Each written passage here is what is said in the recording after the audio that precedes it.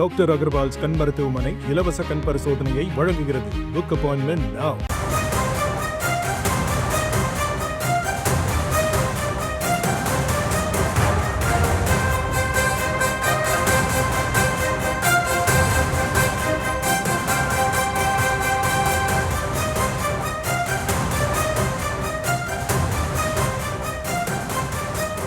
பாஜக முன்னாள் தலைவர் அண்ணாமலை குறித்து விமர்சிக்க வேண்டாம் என இபிஎஸ் அறிவுறுத்தியதாக தகவல் வெளியாகியிருக்கிறது. இது தொடர்பான விவரங்களை நேரலையில் வழங்க இருக்கிறார் எமது செய்தியாளர் ராஜேஷ். அவரிடம் பேசலாம்.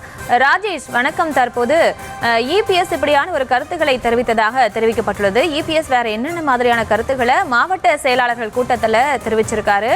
அந்த ஆலோசனை கூட்டத்தில் வேற என்னெல்லாம் விவாதிக்கப்பட்டது? முழு விவரம்.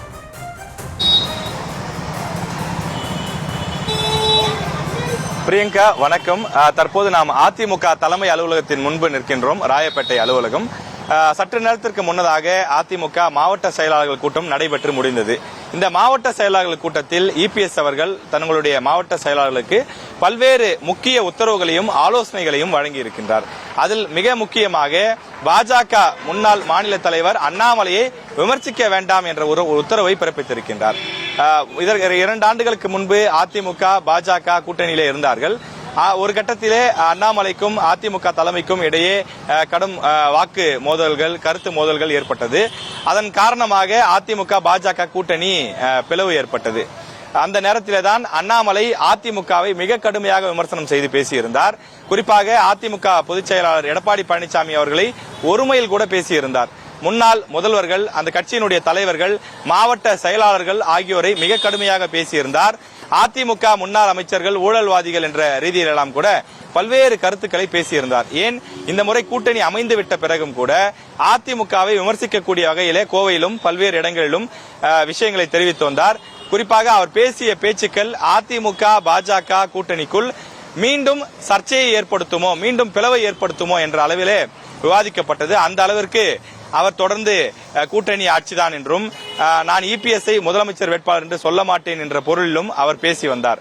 எனவே அப்படிப்பட்ட சூழ்நிலையிலே இருவருக்கும் இடையே சமரசம் பேசப்பட்டதாக தெரிகின்றது.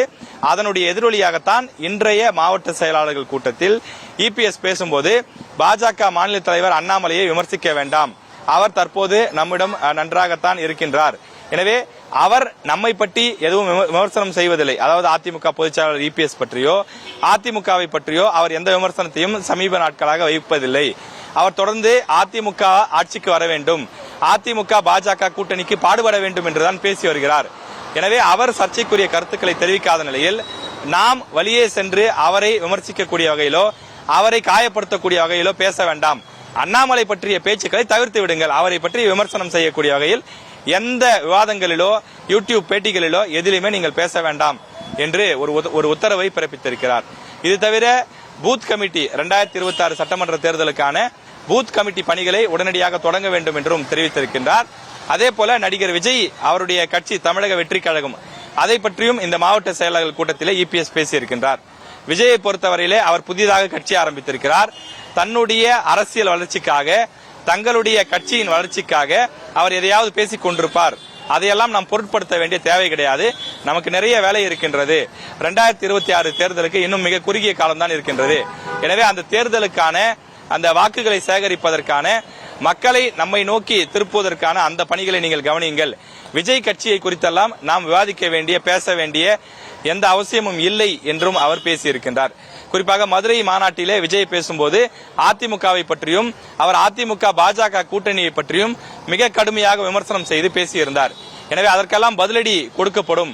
அவரை எவ்வாறு எதிர்கொள்வது, அந்த கட்சியை எவ்வாறு எதிர்கொள்வது என்பது குறித்தெல்லாம் மாவட்ட செயலாளர்களுக்கு இன்றைய கூட்டத்தில் ஆலோசனை வழங்கப்படும் என்று எதிர்பார்க்கப்பட்ட நிலையில இபிஎஸ் அந்த கட்சியை தவிர்த்து விடுங்கள், நாம் நம்முடைய வேலையை பார்க்கலாம், அவர்கள் புது கட்சி எதையாவது பேசிக் கொண்டிருப்பார்கள், அப்போதுதான் அவர்கள் வளர்ச்சி பெற முடியும், அவர்களுடைய கட்சி வளர்ச்சிக்காக பேசுகிறார்கள் என்ற பொருளிலே பேசியிருக்கின்றார். இது தவிர 3 கட்ட பிரச்சாரங்களை மேற்கொண்டிருக்கின்றேன், 118 தொகுதிகளுக்கு நான் இதுவரை சென்று வந்திருக்கிறேன். களம் அதிமுகவிற்கு சாதகமாக இருக்கின்றது. இதுவரை சென்று வந்த 118 தொகுதிகளில் 100 தொகுதிகள் அதிமுகவுக்கு சாதகமாக இருக்கின்றது. 100 தொகுதிகளில் வெற்றி நிச்சயம் என்ற பொருளிலும் அவர் பேசியிருக்கின்றார். இது தவிர அடுத்த கட்ட பிரச்சாரங்கள் 116 தொகுதிகளுக்கு நான் சுற்றுப்பயணம் செல்ல இருக்கின்றேன். எனவே அதற்கு தேவையான ஏற்பாடுகளை அந்தந்த மாவட்ட செயலாளர்கள், அதாவது மதுரை மாவட்ட செயலாளர் உட்பட அந்தந்த மாவட்ட செயலாளர்கள் அந்த பணிகளை மேற்கொள்ளுங்கள் என்று பேசியிருக்கின்றார். இந்த கூட்டம் தொடங்கியதுமே முதலில் KP முனுசாமி அவர்தான் வரவேற்புரை கொடுத்திருக்கின்றார். பிறகு பொதுச் செயலாளர் EPS கிட்டத்தட்ட 25 நிமிடங்கள் பேசியிருக்கின்றார். அதுதான் பரபரப்பான பல்வேறு விஷயங்கள், நடப்பு அரசியல் சூழல், அதிமுக பாஜக கூட்டணி, அதே போல அண்ணாமலை பற்றி, நடிகர் விஜய் பற்றியும் அவரது கட்சி பற்றியும் பேசியிருக்கின்றார். இது தவிர்த்து அதிமுகவுடைய வெற்றிக்கும் அதிமுகவுடைய கட்சி வளர்ச்சிக்கும் உள்ளிட்ட பல்வேறு விஷயங்களை இந்த கூட்டத்திலே அவர் பேசியிருக்கின்றார்.